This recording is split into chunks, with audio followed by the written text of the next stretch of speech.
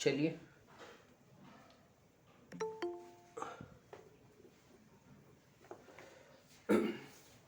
आज हम लोग राष्ट्रीय आंदोलन के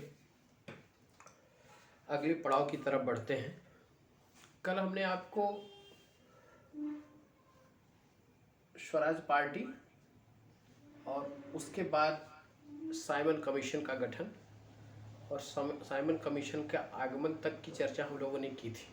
ठीक है, आप क्रमशः अगर स्टेप बाय स्टेप उसको उस डेट को, जिस डेट पे कौन सी घटना हुई उसको अगर समझते जाएंगे तो आपकी ये जो क्रमबद्धता वो बनी रहेगी और दिमाग में इतिहास आप याद रख सकते हैं काफ़ी दिनों तक।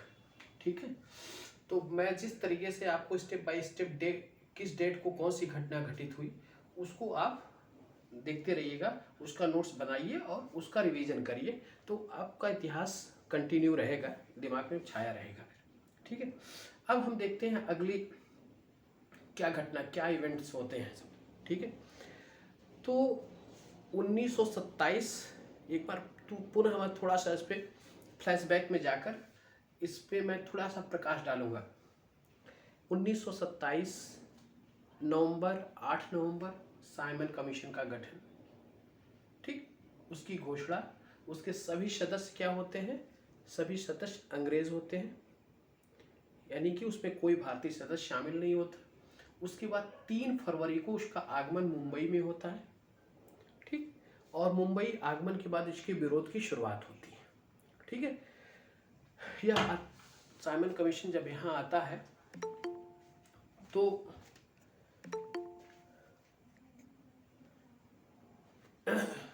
उसका विरोध होता है भारतवर्ष में, पूरे भारतवर्ष में विरोध होता है।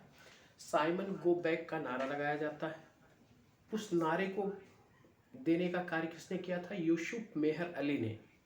यूसुफ मेहर अली ने साइमन गो बैक का नारा गढ़ा था।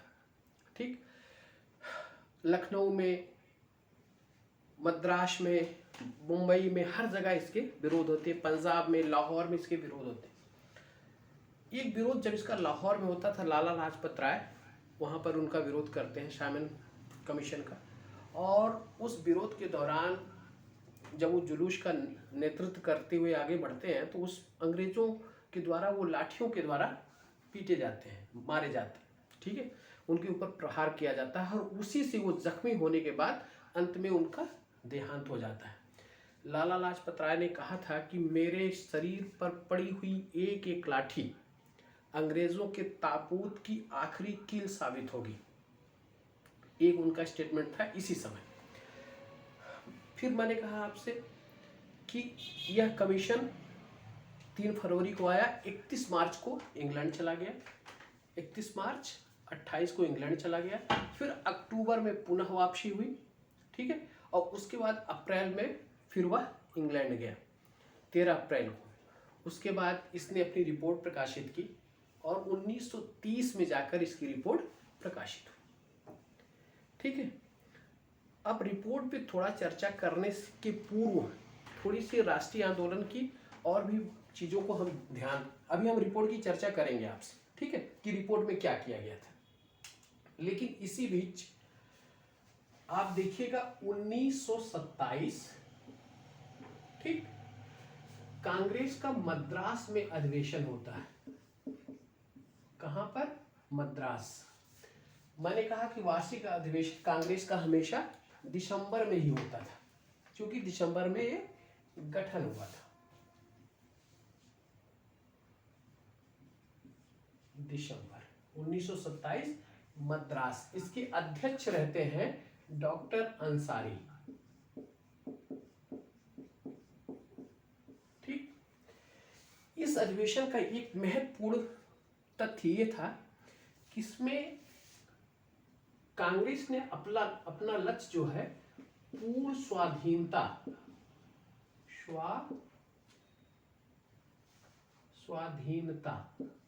घोषित किया था इस अधिवेशन में।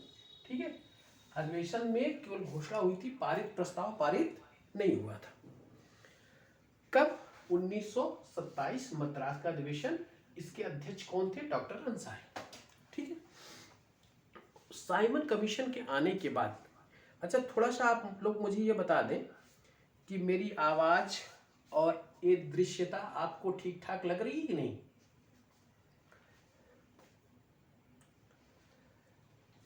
जी सर।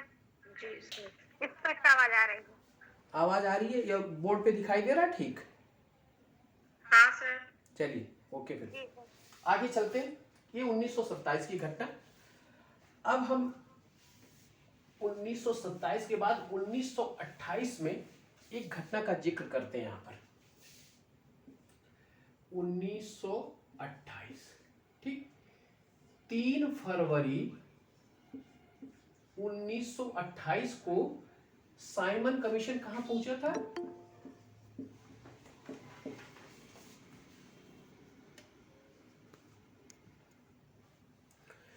तीन फरवरी 1900 मुंबई।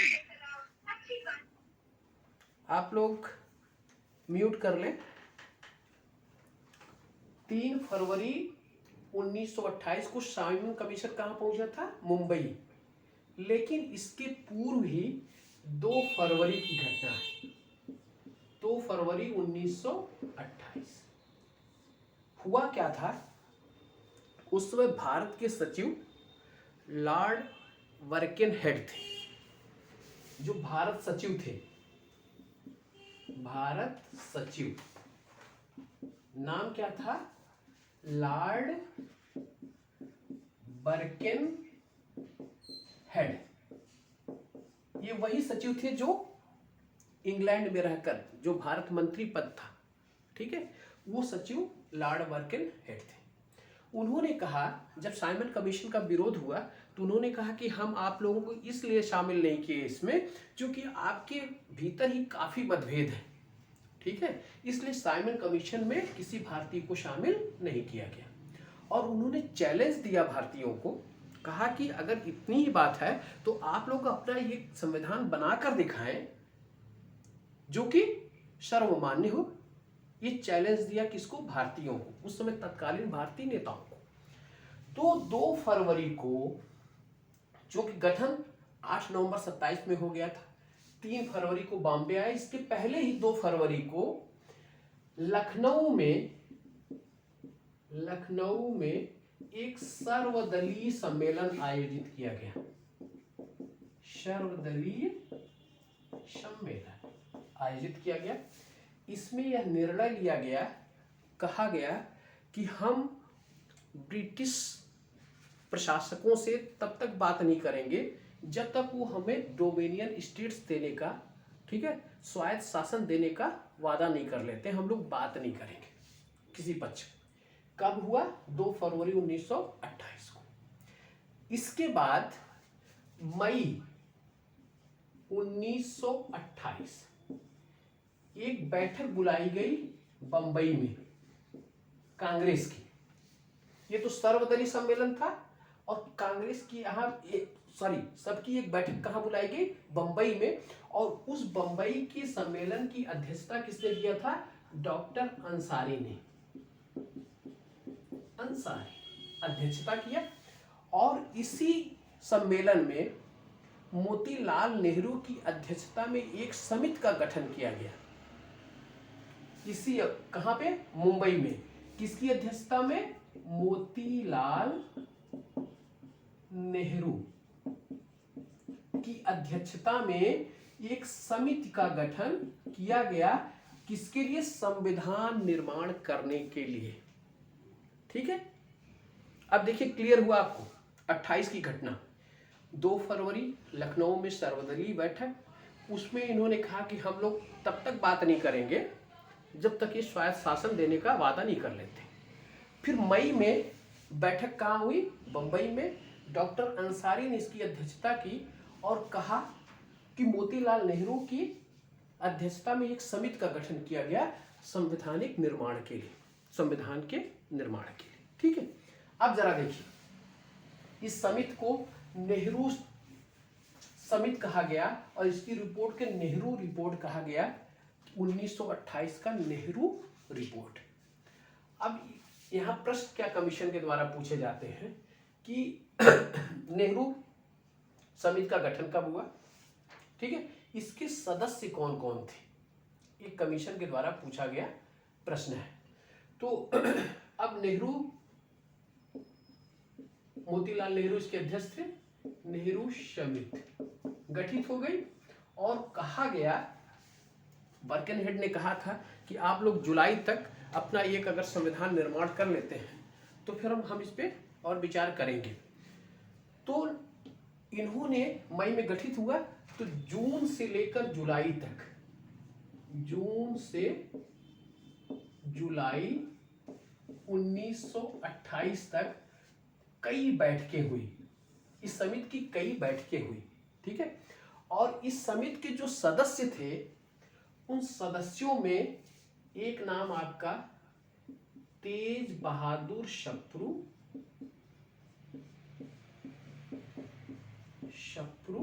ठीक है, एम आर जयकर,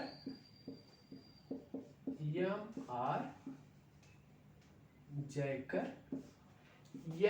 एस अड़े,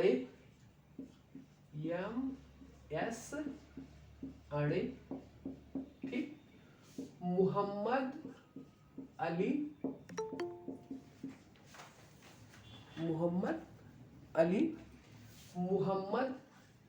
अच्छा एक मिनट, हम इसको अभी बाद में लिखेंगे, पहले और हिंदू नेताओं का नाम लिख लें जिससे आपको समझने में आसानी हो, ठीक है। Tej Bahadur Sapru, M R Jayakar, M S Aney, M Joshi, M Joshi, Subhash Chandra Bose,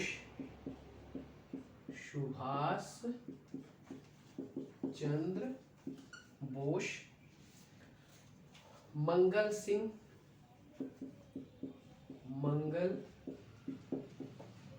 Singh, ठीक है, और मोहम्मद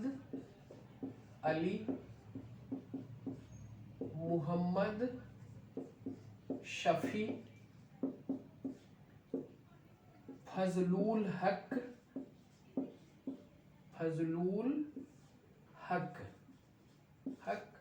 मोहम्मद अली जिन्ना,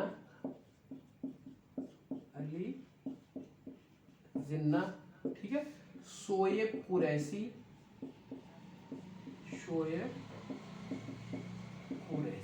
इतने सदस्य इसमें शामिल थे, ठीक है।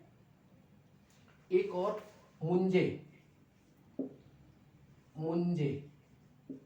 ठीक है, Tej Bahadur Sapru, M R Jayakar, M S Aney, M Joshi, Subhash Chandra, Mangal Singh, Moonje, Mohammad Ali, Mohammad Shafi, Fazlul Haq, Mohammad Ali Jinnah और शोएब कुरैशी इसमें शामिल थे। बाद में एम आर जयकर ने त्याग पत्र दे दिया था, ठीक है। अगर कभी ये प्रश्न उठ खड़ा हो कि नेहरू कमेटी से त्यागपत्र देने वाला सदस्य कौन था, तो वो कौन थे, एम आर जयकर थे, त्यागपत्र दे दिया था। अब देखिए, इसको आप थोड़ा सा नोट कर ले या स्क्रीनशॉट ले लें आप इसका, ठीक है, ये बहुत महत्वपूर्ण फैक्ट है।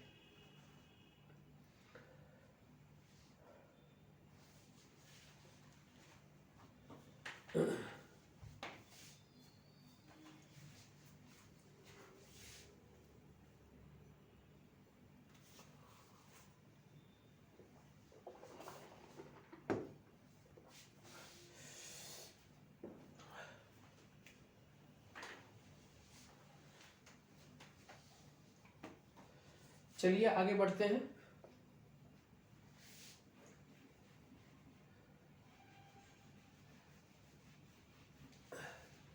जून से जुलाई तक के बीच में काफी बैठकें हुई और इसी बीच संविधान के विषय में इन्होंने बात की। अब जरा देखिए, अगस्त 1928 में नेहरू ने अपनी रिपोर्ट पेश की, नेहरू रिपोर्ट पेश, ठीक, कब किया, अगस्त 1928 में। कहां पर किया? लखनऊ में,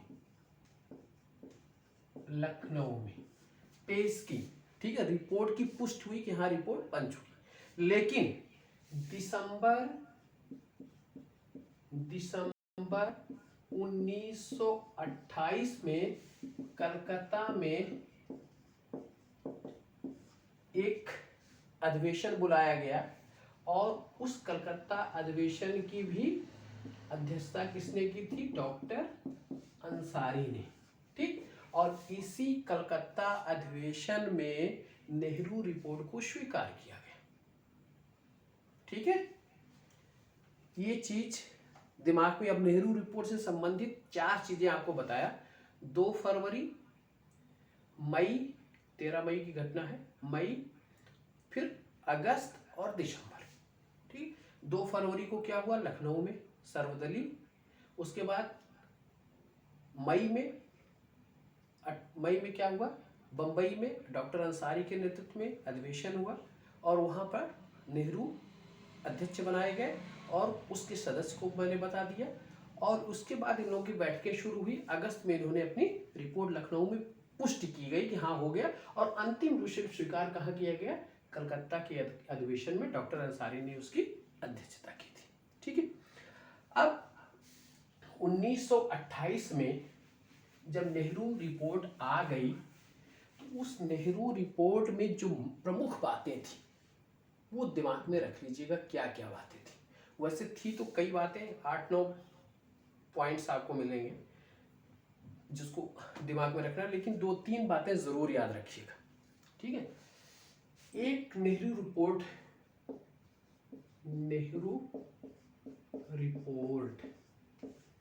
ठीक, एक बात ये कही गई इसमें, पहली बात कि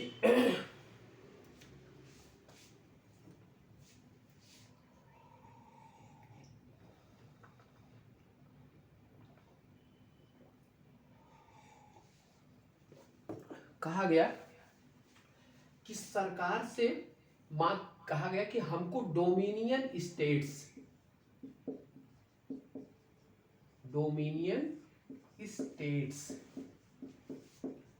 दिया जाए। डोमिनियन स्टेट्स का मतलब स्वायत्त शासी शासन,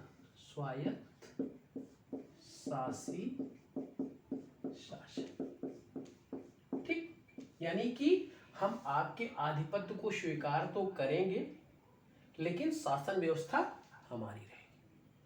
जैसे आपने कनाडा के लोगों को दिया, जैसे आपने ऑस्ट्रेलिया के लोगों को दिया, जैसे आपने दक्षिण अफ्रीका के लोगों को दिया, जैसे आपने आयरलैंड को दिया, उसी तरीके से डोमिनियन स्टेट्स हमको दिया जाए। एक प्रमुख बात इसकी। दूसरी बात इसकी रही कि सांप्रदायिक निर्वाचन, या इसको कहिए पृथक निर्वाचन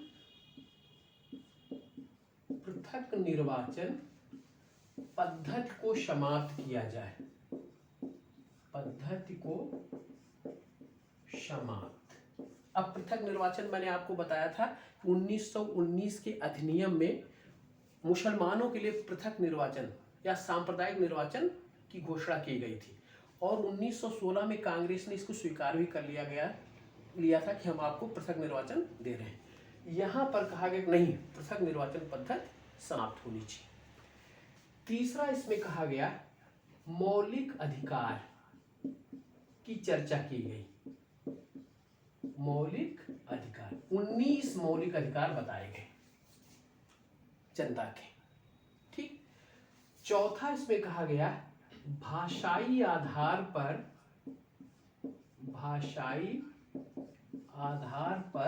राज्यों का पुनर्गठन। ठीक, देखिए चीजें बहुत हैं लेकिन इतना तो जरूर याद रखिएगा, डोमिनियन स्टेट्स की बात, पृथक निर्वाचन पद्धति को समाप्त करना, मौलिक अधिकार की चर्चा करना, भाषाई आधार पर राज्यों का पुनर्गठन। इसमें कहा गया कि सिंध और कर्नाटक को अलग अलग राज्य बनाया जाए। ठीक, इसके बाद इतना अगर दिमाग में है तो बड़ी अच्छी बात है।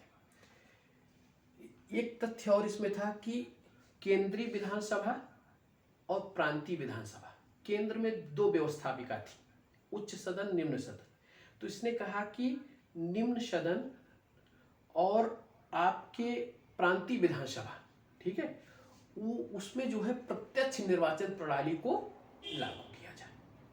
ठीक है, ये चर्चा की गई। लेकिन आप नेहरू रिपोर्ट की सिर्फ इतनी ही बातें दिमाग में रखिएगा।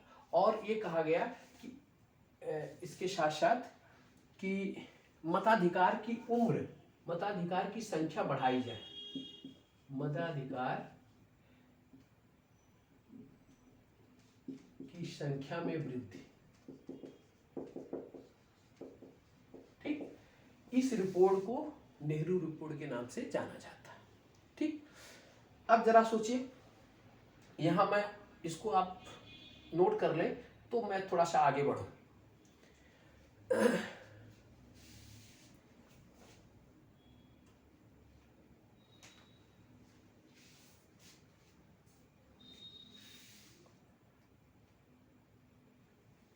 डोमिनियन स्टेट्स दिया जाए, पृथक निर्वाचन पद्धति को समाप्त किया जाए, मौलिक अधिकार, भाषाई आधार पर राज्यों का पुनर्गठन, सिंध और कर्नाटक को अलग राज्य बनाया जाए, मताधिकार की संख्या में वृद्धि की जाए। ठीक है, और इसमें ये कहा गया था कि प्रांतों में जो भाषाई आधार पर जब पुनर्गठन हो तो उसमें एक चर्चा ये की गई थी कि जहाँ पे मुसलमान अल्पमत में हैं उनको आरक्षण दिया जाए, उनको संरक्षण प्रदान किया जाए। जहाँ पर हिंदू अल्पमत में है उनको, हिंदुओं को संरक्षण प्रदान किया जाए। बहरहाल ये सब चीज़ें मत लाइएगा, बस 4-5 चीज़ें ज़रूर दिमाग में रखिएगा। अब हम आते हैं 1928 की एक और घटना। 1928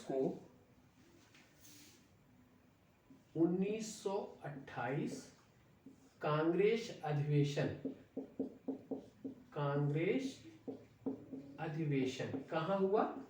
कलकत्ता में, कलकत्ता। ठीक है, और इस अधिवेशन की अध्यक्षता किसने किया था? मोतीलाल नेहरू। मोतीलाल नेहरू। ठीक है, अब यहां पर चूंकि नेहरू रिपोर्ट में डोमिनियन स्टेट्स की मांग की गई थी और इसके पहले 1927 के मद्रास अधिवेशन में डॉक्टर अंसारी जिसकी अध्यक्षता किए थे उसमें पूर्ण स्वाधीनता का लक्ष्य घोषित किया गया था। ठीक है, 1927 में, और 1928 में डोमिनियन स्टेट्स, स्वायत्त शासी शासन की मांग की गई थी।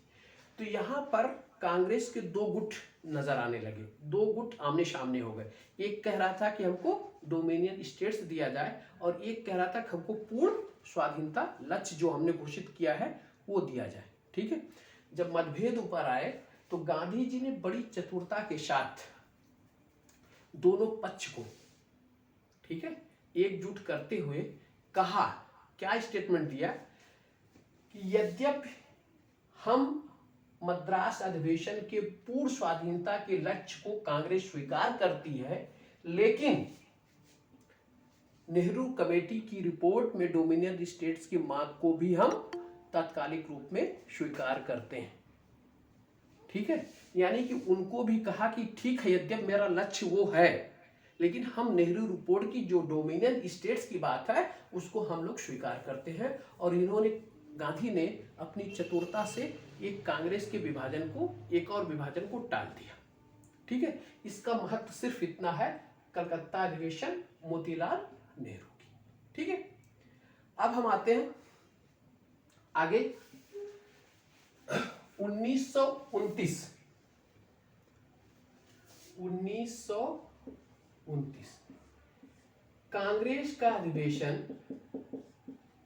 कांग्रेस अधिवेशन कहां हुआ? कांग्रेस का अधिवेशन हुआ लाहौर में, बहुत ऐतिहासिक अधिवेशन था। और इस अधिवेशन की अध्यक्षता किसने की? जवाहरलाल नेहरू। ठीक है, जवाहरलाल नेहरू ने। और अभी मैं यहां पे इसको थोड़ा सा ब्रेक करते हुए कुछ चीजें और बताना चाहता हूं। ये थोड़ा सा आप इसको हटा लें, बाद में मैं चर्चा कर लूंगा इसको। जब ये नेहरू रिपोर्ट आई तो जिन्ना ने इसकी खिलाफत की, नेहरू रिपोर्ट की। उन्होंने कहा कि हम केंद्रीय विधानसभा में 1/3 आरक्षण चाहते हैं मुसलमानों का। ठीक है, उनका ये प्रमुख मांग था कि केंद्रीय विधानसभा में हमको 1/3 आरक्षण दिया जाए। इस और थोड़े से मुद्दे पर इन्होंने नेहरू रिपोर्ट की विरोध किया। ठीक है, और उधर जवाहरलाल नेहरू, सुभाष चंद्र बोस ने भी नेहरू रिपोर्ट का विरोध किया, क्योंकि उनका लक्ष्य था पूर्ण स्वाधीनता का। ठीक है, और ये डोमिनियन स्टेट्स की बात कर रहे थे। गांधी जी ने बड़ी चतुरता के साथ जो है इसको सामंजस्य तो बैठा दिया था, लेकिन उनके लोगों के मन में इसके प्रति उद्वेलन चल रहा था। तो जवाहरलाल नेहरू ने क्या किया, जिन्ना ने क्या किया, इसके खिलाफत में अपना 14 सूत्री मांग पेश की। 14 सूत्री मांग, जिन्ना क्या 14 सूत्री मांग नेहरू रिपोर्ट की खिलाफत में। ठीक है, और उधर जो है जो पूर्ण स्वाधीनता का लक्ष्य प्राप्त करना चाह रहे थे, तो जेएल नेहरू और प्लस सुभाष चंद्र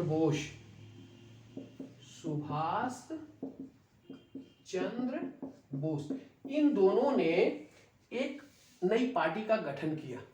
उसका नाम इन्होंने लिखा अखिल भारतीय या ऑल इंडिया इंडिपेंडेंस लीग। ठीक है,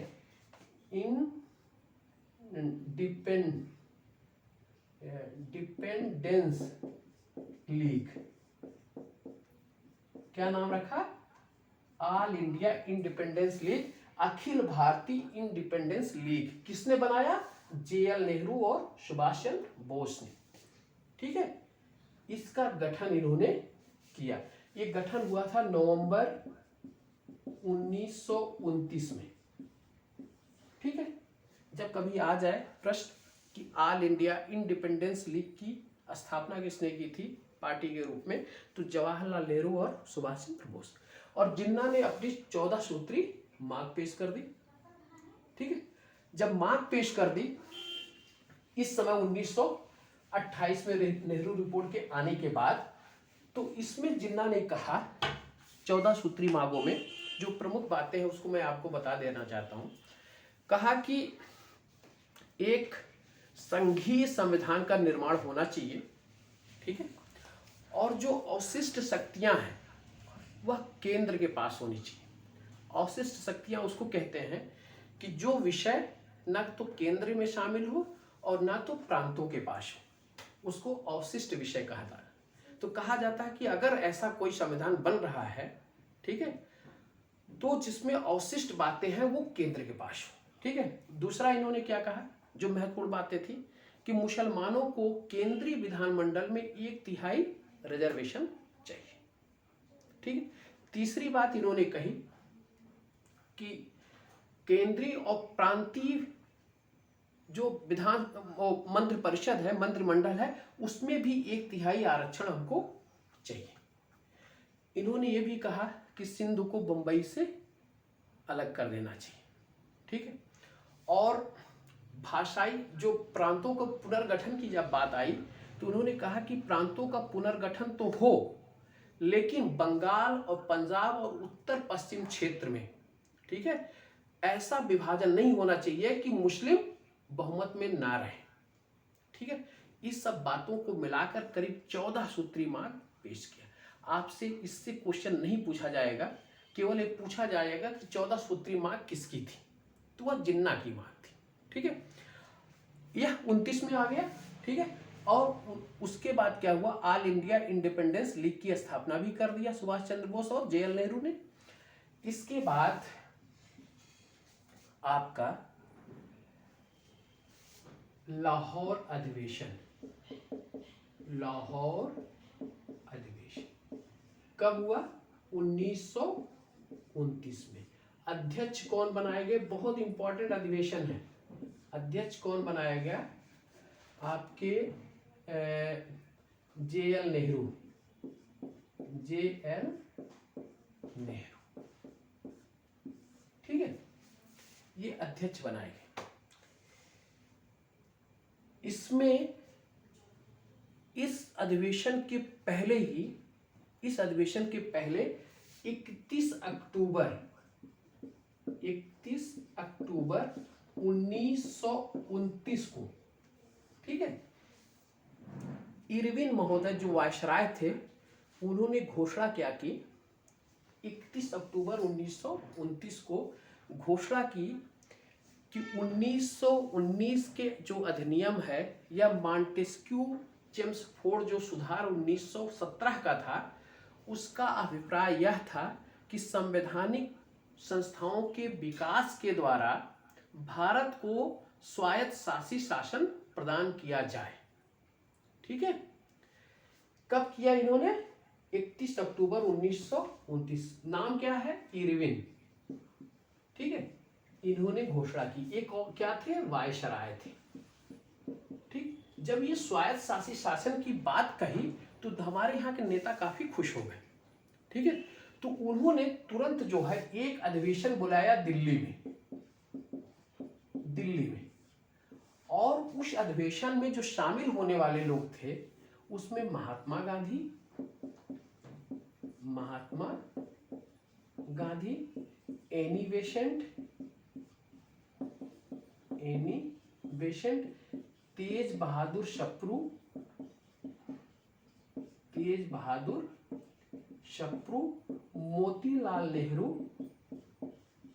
मोतीलाल और जवाहरलाल, ये इसमें शामिल हुए।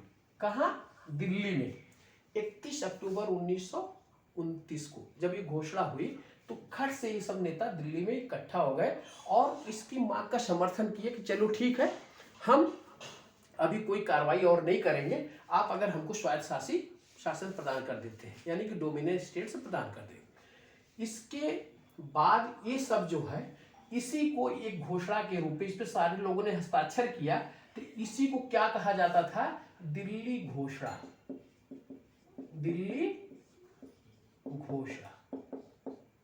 पत्र। ठीक है,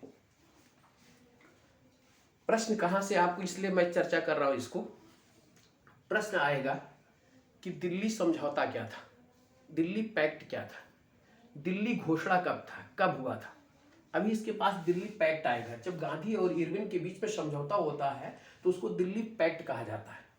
प्रश्न यहां उठता है कि क्रमशः लगाइए आप बढ़ते हुए क्रम में कि कब कौन सी घटना पहले हुई थी, उसके बाद कौन सी। अब दिल्ली घोषणा, दिल्ली समझौता में आपको कंफ्यूजन है, तो दिल्ली घोषणा कब किया गया, 31 अक्टूबर 1929 के बाद, यानी कि नवंबर में इन लोगों ने समझौता किया, मतलब एक बैठक बुलाई दिल्ली में जिसमें महात्मा गांधी, एनी बेसेंट, तेज बहादुर शप्रू, मोतीलाल, जवाहरलाल नेहरू के हस्ताक्षर थे।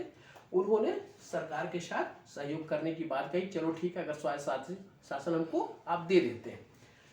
इसके बाद ये सब क्या किए कि 23 दिसंबर 1929 को वायसराय से मिले। इसके लिए वायसराय ने कुछ नहीं कहा, कोई इस पे आश्वासन इनको नहीं दिया। तब इन्होंने क्या किया कि 31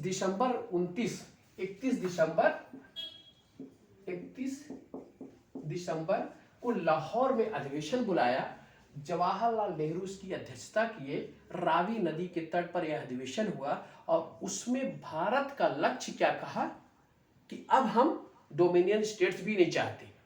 ठीक है, अब मेरा एकमात्र लक्ष्य है पूर्ण स्वराज प्राप्त करना, पूर्ण स्वराज।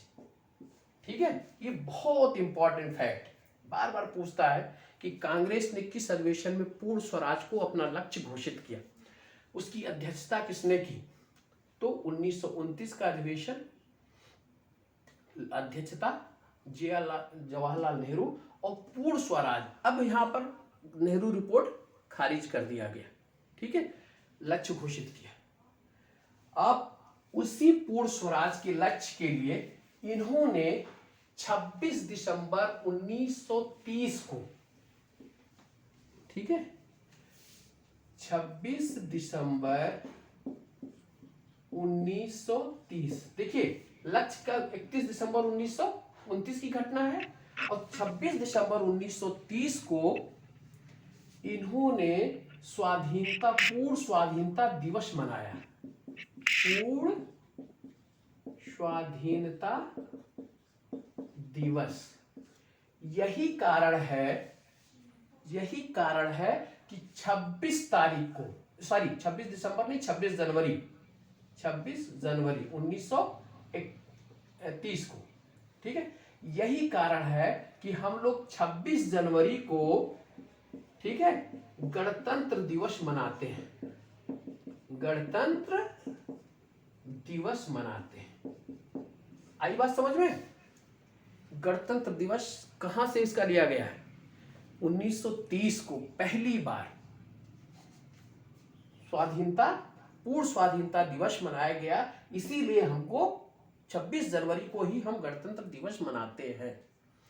जब मेरा संविधान बना था, संविधान स्वीकार कब किया गया था? संविधान स्वीकार किया गया था 26 नवंबर 1949 को। कहते हैं कि हम भारत के लोग भारत को एक संपूर्ण प्रभु संपन्न समाजवादी पंथ निरपेक्ष लोकतंत्रात्मक गणराज्य बनाने के लिए तथा उसके समस्त नागरिकों को सामाजिक आर्थिक राजनीतिक न्याय विचार अभिव्यक्त विश्वास धर्म और उपासना की स्वतंत्रता और प्रतिष्ठा और अवसर में क्षमता प्राप्त करने के लिए तथा उन सब में व्यक्ति की गरिमा और राष्ट्र की एकता और अखंडता को सुनिश्चित करने वाली बंधुता बढ़ाने के लिए दृढ़ संकल्प होकर आज की तारीख 26 नवंबर 1949 को इस संविधान को एतत् द्वारा इस संविधान को अंगीकृत अधिनियमित आत्मर्पित करते हैं। यानी कि संविधान स्वीकार कब किया? 26 नवंबर को, लेकिन गणतंत्र दिवस कब मनाते हैं? 26 जनवरी को। 26 जनवरी इसलिए बनाते हैं कि 26 जनवरी 1930 को हमने स्वाधीनता दिवस मनाना प्रारंभ किया, पहला स्वाधीनता दिवस, ठीक है। ये मेरा 26 जनवरी है। अब 26 जनवरी 1930 हो गया, 1930। अब देखिए इसके बाद की घटना क्या होती है। लक्ष्य घोषित कर दिया। अब आपने देखा कि सविनय अवज्ञा आंदोलन, ठीक है, जब सरकार हमारी बात नहीं मानी तो यह घोषित किया गया कि अब सविनय अवज्ञा आंदोलन प्रारंभ किया जाए, ठीक है। तो 26 जनवरी 1930 के बाद ये कहा गया कि गांधी जी को सविनय अवज्ञा आंदोलन चलाने की जिम्मेदारी सौंपी गई, ठीक है। इन्होंने क्या किया कि 12 मार्च 1930 को साबरमती आश्रम से, ठीक, आश्रम से ब्रिटिश कानूनों का उल्लंघन करने के लिए तथा नमक कानून को समाप्त करने के लिए इस आंदोलन को प्रारंभ किया। कब किया? 12 मार्च 1930 को। इसको क्या कहा गया? दांडी मार्च। क्या कहा गया? दांडी मार्च। यह 6 मार्च के बाद 6 अप्रैल 1930 को गांधी जी कहां पहुंचते हैं? 78 अनुयायियों के साथ कहां पहुंचते हैं? दांडी पहुंचते हैं, ठीक है। गांधी जी ध्यान रखिएगा, ये बहुत इंपॉर्टेंट डेट है। गांधी जी कहाँ पहुंचते हैं? 12 मार्च 1930 से शुरू करते हैं सविनय अवज्ञा आंदोलन, और 6 अप्रैल को 78 अनुयायियों के साथ ये दांडी पहुंचते हैं। ठीक है। और नमक कानून, प्रतीकात्मक रूप से नमक बनाकर कानून को तोड़ा इन्होंने। ठीक है, इसको डेट को अवश्य याद रखिएगा, जब ये तोड़ा है और पूरे देश में फिर सविनय अवज्ञा आंदोलन की शुरुआत हो गई। ठीक, इस मार्च को, दांडी मार्च की तुलना जो है सुभाष चंद्र बोस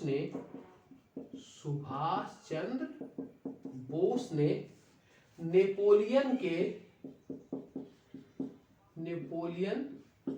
के मार्च से किया था। नेपोलियन का जो अभियान था, ठीक है, उससे उन्होंने इसकी तुलना की थी। किसने? सुभाष चंद्र बोस की। ठीक है, कभी अगर प्रश्न आ जाए कि दांडी मार्च की तुलना, गांधी के दांडी मार्च की तुलना किसने जो है नेपोलियन के अभियान से किया था, तो नेपोलियन के अभियान से तुलना किसने किया था? सुभाष चंद्र बोस ने। ये बहुत इंपॉर्टेंट फैक्ट है। अब जब ये नमक कानून जो है इसका प्रतीकात्मक रूप से तोड़ा गया, तो सारे भारत में इसके विरुद्ध एक आंदोलन अंग्रेजों के विरुद्ध शुरू हो गया। आपके मद्रास में, ठीक, मद्रास में उस समय आपके सी राजगोपालाचारी,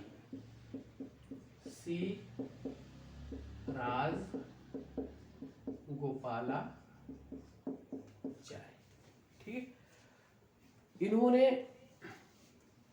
एक मतलब सविनय अवज्ञा आंदोलन की शुरुआत यहाँ पर की इन्होंने वेदारण्य से। ठीक है, इस आंदोलन की शुरुआत की। उसी समय आपके उड़ीसा में गोपी चंद्र चौधरी, उड़ीसा के पुरी और कटक में, पुरी प्लस कटक में, ठीक है। और उसी समय आपके असम के सिलहट में,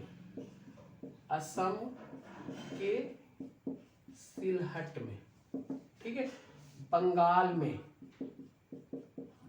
में, बिहार में, उत्तर प्रदेश में, ठीक, और इसके साथ साथ पंजाब, उत्तर पश्चिम सीमा प्रांत और उधर उत्तर पूर्वी सीमा पर नागालैंड, ठीक, आदि स्थान, और गुजरात, इन सब स्थानों पर सविनय अवज्ञा की शुरुआत हो गई। सविनय अवज्ञा के दौरान क्या किया गया कि कॉलेजों का, स्कूलों का, कचहरी का, इस सब का बहिष्कार किया गया। ठीक है, इसके साथ साथ विदेशी वस्त्रों का बहिष्कार किया गया। नमक कर नहीं दिया जाने लगा, मतलब उसका वो किया गया। किसानों ने भू राजस्व या लगान देने से मना कर दिया गया। ठीक है, इस तरीके से हर एक स्तर पर एक बहिष्कार किया गया। लगान न अदायगी का आंदोलन चलाया गया। मद्रास आंध्र प्रदेश में आपके वन सत्याग्रह शुरू किया गया। ठीक है, वन सत्याग्रह आपके मध्य प्रांत में, कर्नाटक में वन सत्याग्रह, महाराष्ट्र में वन सत्याग्रह शुरू किया गया। इस तरीके से पूरा भारत करीब करीब सविनय अवज्ञा आंदोलन से प्रभावित हो गया। इस आंदोलन में दो आंदोलन की चर्चा है। इस आंदोलन की दो जगहों की चर्चा आप जरूर करिएगा। ठीक है, एक आपका धरछड़ा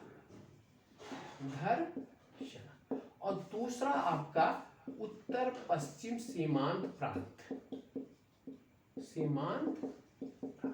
ठीक है, जब सविनय अवज्ञा आंदोलन प्रारंभ हुआ तो 6 अप्रैल को दांडी पहुंचे, 14 अप्रैल को जवाहरलाल नेहरू गिरफ्तार हो गए। ठीक है, और 6 मई को गांधी को गिरफ्तार कर लिया गया। ठीक है, 14 अप्रैल जेएल नेहरू, ठीक। और 6 मई 1930 को गांधी एक गिरफ्तार हो गए। तो धरसड़ा में जो आंदोलन समन्वय अवज्ञा का चला नमक के विरुद्ध में, यहाँ का नेतृत्व किसने किया? सरोजिनी नायडू ने, सरोजिनी नायडू, ठीक है। ये देखिए, ये आंदोलन इतना अहिंसात्मक था कि आपने कभी गांधी फिल्म देखी होगी, ठीक है, रिचर्ड एटनबरो की। उसमें आपको जब धरसड़ा में विरोध करते हैं तो अहिंसात्मक आंदोलन का ये आपका प्रारूप वो देखिए, स्वरूप देखिए कैसा था कि लोग जा रहे थे और पुलिस की लाठियों से बर्बरता के साथ पीटा जा रहा था, लोग धराशायी हो जा रहे थे, लेकिन उसका इन लोगों ने प्रतिरोध नहीं किया, ठीक है। यहाँ सरोजिनी नायडू धरसड़ा में नेतृत्व कर रही थी। इनको जब गिरफ्तार कर लिया गया तो सरोजिनी नायडू के स्थान पर अब्बास तैयब जी, ये नाम याद रखिएगा, अब्बास तैयब जी, इन्होंने जो है धरसना आंदोलन का नेतृत्व संभाला। यानी कि धरसना में सरोजिनी नायडू को जब गिरफ्तार किया गया तो उनके स्थान पर समन्वय अवज्ञा का काम किसने किया? अब्बास तैयब जी ने, ठीक है। और उस समय एक पत्रकार था मिलर, क्या नाम था? मिलर। इन्होंने धरसना आंदोलन के पूरे आंदोलन को कवर किया था और कहा था कि ऐसा विवश दृश्य हमने कहीं नहीं देखा था। जिस तरीके से पुलिस की बर्बरता का शिकार आमजन हो रहे थे, ऐसा दृश्य हमने आज तक कहीं नहीं देखा था। एक फ्री मैन एक पत्रिका थे, उसके संवाददाता थे, फ्री मैन पत्रिका के संवाददाता मिलर, ठीक है। आपको कुछ पत्रकारों का नाम जरूर याद रखिएगा। 1857 में पत्रकार कौन था? रसल, ठीक है। फिर 1907 में जब कांग्रेस का विभाजन होता है उस समय पत्रकार कौन था? H.W. निवेंसन, ठीक है। और यहाँ पर पत्रकार कौन था? मिलर, ठीक है। एक ये हुआ। और दूसरा एक महत्वपूर्ण घटना आपके लिए हुई धरसड़ा के बाद, उत्तर पश्चिम सीमांत प्रांत में, यहाँ पर उत्तम जाई गांव था, उत्तम जाई गांव, ठीक है। यहाँ के लोगों ने एक संगठन का निर्माण किया और ये लोग चूंकि लाल कुर्ता पहनते थे इसलिए इनके संगठन का नाम क्या हुआ? लाल कुर्ती आंदोलन, लाल कुर्ती, ठीक है, संगठन। इन्होंने जब इसका संचालन किया तो इसके नेता थे खान अब्दुल गफ्फार खान, खान अब्दुल गफ्फार खान, ठीक है। ये इसके नेता थे। कहां पर? उत्तर पश्चिम सीमांत प्रांत। उत्तर पश्चिम सीमांत प्रांत का मतलब अफगानिस्तान का जो क्षेत्र, ठीक है, पाकिस्तान के पास का जो क्षेत्र था और अफगानिस्तान की सीमा पर, वो उत्तर पश्चिम सीमांत प्रांत कहलाता था, बलूचिस्तान वाला, ठीक है। और यहाँ खान अब्दुल गफ्फार खान इसके नेता थे और इनको क्या कहा जाता था? सीमांत गांधी कहा जाता था, सीमांत गांधी। मतलब सीमा के अंत पर जो गांधी की भूमिका का निर्वाह कर रहा था वो सीमांत गांधी कहलाता था, ठीक है। इन्होंने इसका नेतृत्व यहाँ पर संभाला था। धरसड़ा में सरोजिनी नायडू, अब्बास तैयब जी ने संभाला था। थोड़ा नागालैंड में आ जाते हैं। नागालैंड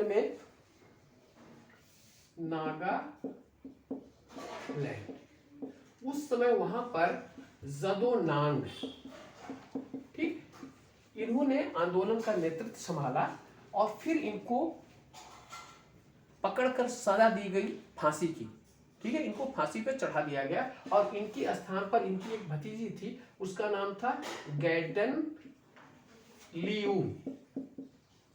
ठीक है।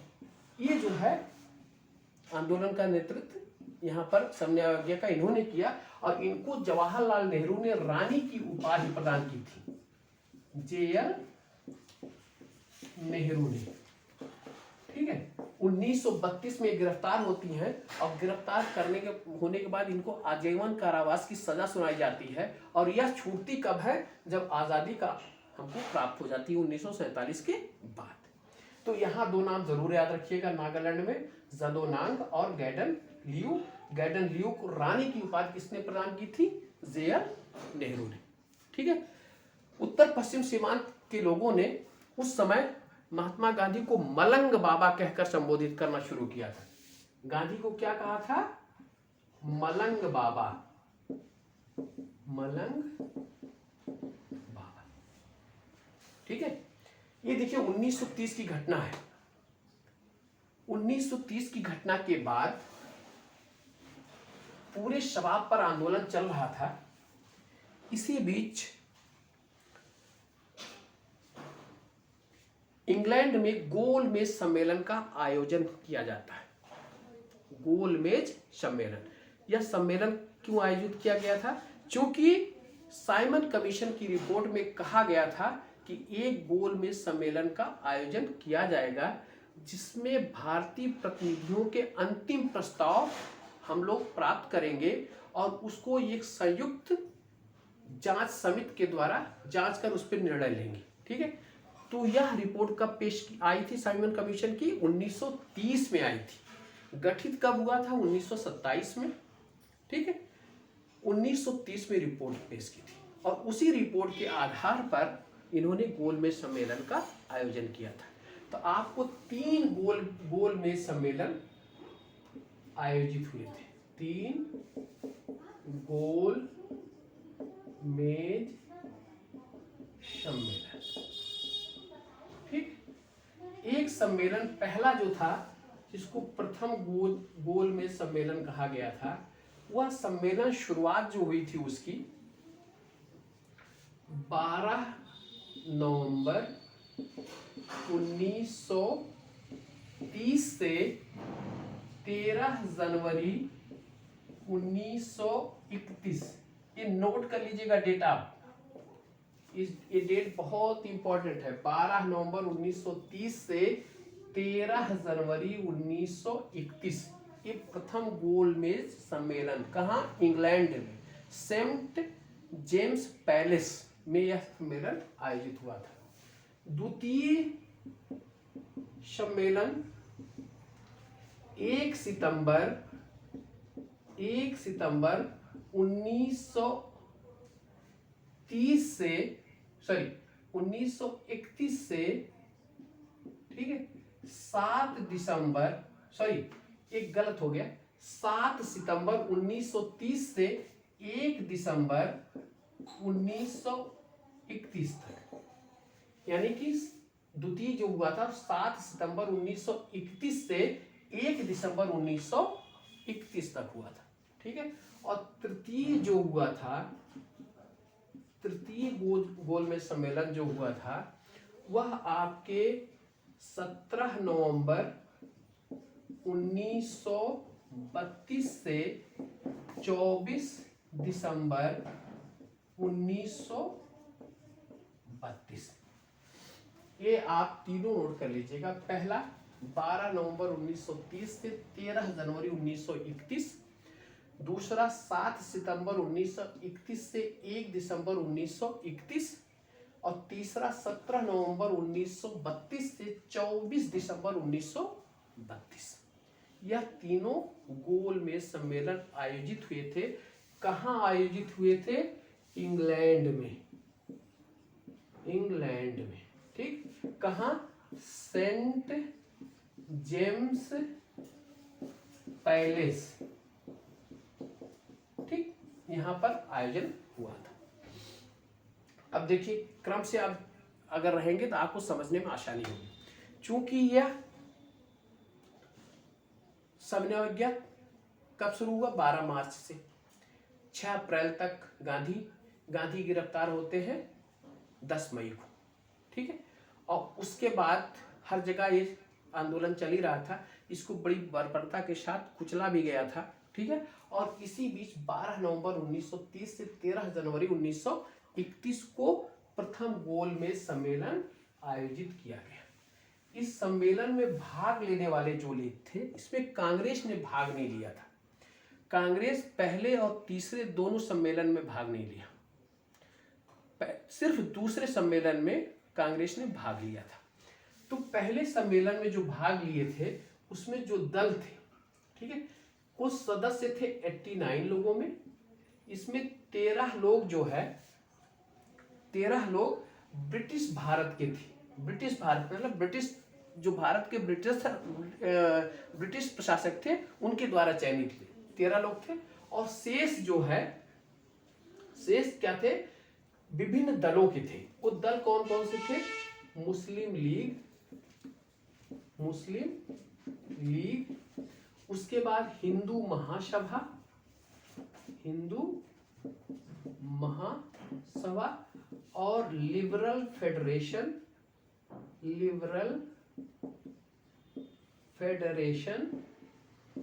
ठीक, दलित वर्ग, ठीक, इस सबसे संबंधित हमारे सदस्य थे गोलमेज सम्मेलन में। और जो प्रमुख इसमें व्यक्ति थे, उन व्यक्तियों में आपके तेज बहादुर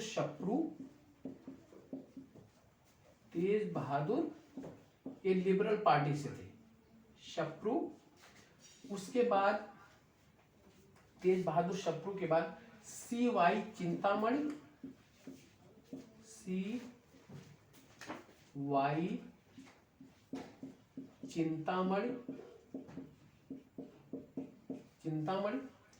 और आपके MR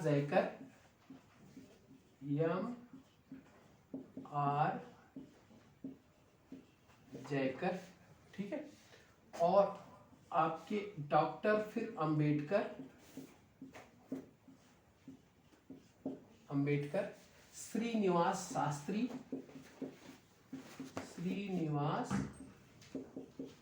शास्त्री, मोहम्मद अली जिन्ना, ये प्रमुख व्यक्ति थे जो इसमें शामिल थे। डॉक्टर अंबेडकर एक ऐसे शख्स थे जो तीनों गोलमेज सम्मेलन में शामिल हुए थे। कांग्रेस सिर्फ दूसरे गोलमेज सम्मेलन में शामिल हुई थी, कांग्रेस की ओर से महात्मा गांधी गए थे, ठीक है। तो इस गोलमेज सम्मेलन में सांप्रदायिकता के निर्णय पर यह सम्मेलन सफल नहीं हो पाया, ठीक है। तब उन्होंने कहा कि भले ही इसमें लिबरल, हिंदू महासभा, दलित वर्ग, लिबरल फेडरेशन, मुस्लिम लीग सब शामिल हैं, लेकिन बगैर कांग्रेस को शामिल किए हम सम्मेलन की सफलता सुनिश्चित नहीं कर सकते, ठीक है। तो ये कब हुआ था? 12 नवंबर से लेकर 13 जनवरी के बीच में। इसी बीच चूंकि गांधी 6 मई को गिरफ्तार हो गए थे, इसी बीच जो क्या किया इन्होंने कि 26 जनवरी 1931 को गांधी को रिहा कर दिया। अचानक गांधी को रिहा कर दिया, ठीक है। और गांधी रिहा होने के बाद 5 फरवरी 1931 को गांधी इरविन समझौता हुआ। गांधी इरविन समझौता, ठीक है। इसी समझौता को दिल्ली समझौता या दिल्ली पैक्ट कहा जाता था। दिल्ली पैक्ट या दिल्ली समझौता, ठीक है। अब आपको एक दिल्ली घोषणा मैंने बताया था और अब दिल्ली पैक्ट बता दिया, ठीक है। और इसी पैक्ट के बाद गांधी राजी हो जाते हैं द्वितीय गोलमेज सम्मेलन में भाग लेने के लिए और सविनय अवज्ञा आंदोलन स्थगित करने के लिए आपके राजी हो जाते हैं। एक पॉइंट मैं यहां पे छोड़ दिया था, उस पॉइंट को सिर्फ इतना याद रखिएगा कि सविनय अवज्ञा आंदोलन शुरू करने से पहले, ठीक है, गांधी जी ने अपनी 11 सूत्री मांग पेश की थी, ठीक है। 11 सूत्री गांधी का 11 सूत्री मांग, ठीक है।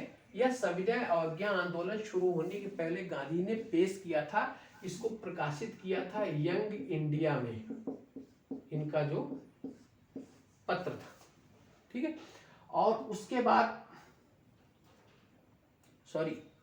इनका, हाँ, उसी में प्रकाशित किया था। इसके बाद उस बात को चूंकि इरविन स्वीकार नहीं किए थे, इसलिए इन्होंने समन्वय आंदोलन की शुरुआत की थी। ठीक है, तो आज हम प्रथम गोलमेज सम्मेलन तक ही आपको ले चलते हैं। इसके बाद सेकेंड और थर्ड गोलमेज सम्मेलन और फिर भारतीय राजनीति किस तरीके से आगे बढ़ेगी। ठीक है, इतना क्रमशः आप दोहरा लीजिएगा। बहुत इंपॉर्टेंट फैक्ट इसमें शुरू होता। एक बात और नोट कर लीजिए आप, गांधी को गिरफ्तार करने के बाद उन्हें यरवदा जेल कहाँ पे है? पूना। ठीक है, या पूना की यरवदा जेल में रखा गया था। गांधी को गिरफ्तार करने के बाद पूना की यरवदा जेल में रखा गया था। और जब भारत छोड़ो आंदोलन के दौरान गांधी गिरफ्तार हुए थे तो कहाँ? आगा खां पैलेस में रखा गया था। ये चीज दोनों याद रखिएगा। तो सविनय अवज्ञा के आंदोलन के दौरान जब गांधी गिरफ्तार होते हैं तो यरवदा जेल भेजे जाते हैं। तो आज हम इसी जगह इस लेक्चर को समाप्त करते हैं। मैं आशा करता हूं कि आप लोगों के समझ में बात आ गई होगी राष्ट्रीय आंदोलन से संबंधित। प्रत्येक घटना के विषय में आपके दिमाग में एक पिक्चर बन चुका होगा। ठीक है, और केवल तथ्य कोश में समाहित करना है उस पिक्चर के साथ। ठीक, और सर गोलमेज सम्मेलन क्यों किया गया? जी सर गोलमेज सम्मेलन क्यों किया गया? गोलमेज सम्मेलन इसलिए किया गया कि भारत की समस्याओं पर विचार करने के लिए। ठीक है, तो उसका क्या, किस तरीके से हम मतलब भारत को एक संघीय, चूंकि उनकी रिपोर्ट आई थी, क्या नाम, साइमन कमीशन की रिपोर्ट, उसमें कहा गया कि एक गोलमेज सम्मेलन आयोजित किया जाए जिसमें सभी पार्टी के लोग शामिल रहे और भारत को एक संघीय राष्ट्र बनाने की कोशिश की जाए जिसमें ब्रिटिश भारत के प्रांत और देसी रियासत के लोग शामिल रहे। ठीक है, इसी पर चर्चा के लिए गोलमेज सम्मेलन आयोजित किया गया था। ठीक है, तो आप लोग, अंग्रेजों द्वारा की गई थी ना सर? हाँ बेटा, अंग्रेजों द्वारा किया गया था। हाँ अंग्रेजों द्वारा इंग्लैंड में किया गया था। ठीक है, आप लोग इतने फैक्ट्स को दिमाग में रख लीजिएगा और शेष बातें हम लोग कल करेंगे। ठीक है, चलिए, बहुत बहुत शुभकामनाएं। शुभ रात्रि और शुभ रात्रि।